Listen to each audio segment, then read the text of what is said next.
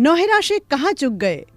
एक बात जो मुझे समझ में नहीं आती वो ये कि एक सफल महिला के अविश्वसनीय रूप से राजनीति में आने पर लोगों को समस्या क्यों होती है।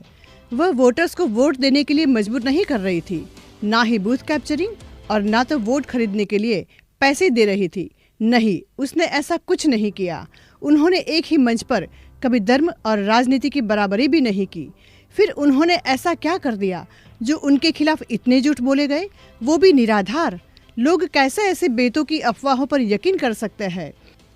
अगर उन्हें अपने निवेशकों को धोखा ही देना होता तो वो कानून के दायरे में आए बिना अपने प्राइवेट जेट में बैठ के देश छोड़ के कहीं और चली गई होती। पर जब उन्होंने ऐसा नहीं किया तो कुछ सच छुपा ही होना चाहिए।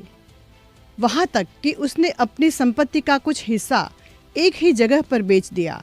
उनके सभी निवेशकों को कई बार अच्छा भुगतान किया गया होगा, लेकिन एक खुददार महिला को परेशान करना उनकी योजना का हिस्सा बन गया था और वे उसकी छवि को पूरी तरह से खराब करने और उसके राजनीतिक और व्यावसायिक करियर को पूरी तरह से खत्म करने के लिए। लेकिन अन्य बातों के विपरीत इस बार उनका मजाक उड़ाया गया।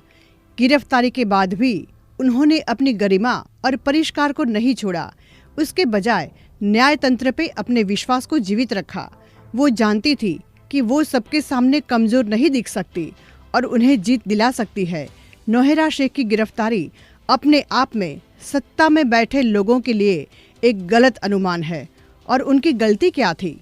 पूरे देश में महिलाओं को सशक्त बनाने की एक नई पहल के साथ राजनीति में प्रवेश, अपनी पार्टी की शुरुआत, धर्म और राजनीति का मेल नहीं किया वो, बेहतर भविष्य की उम्मीद, जो भी हो, लेकिन उनके व्यवसाय संबंधित कुछ भी नहीं। उस बात में कोई शक नहीं है कि वो एक बॉस है।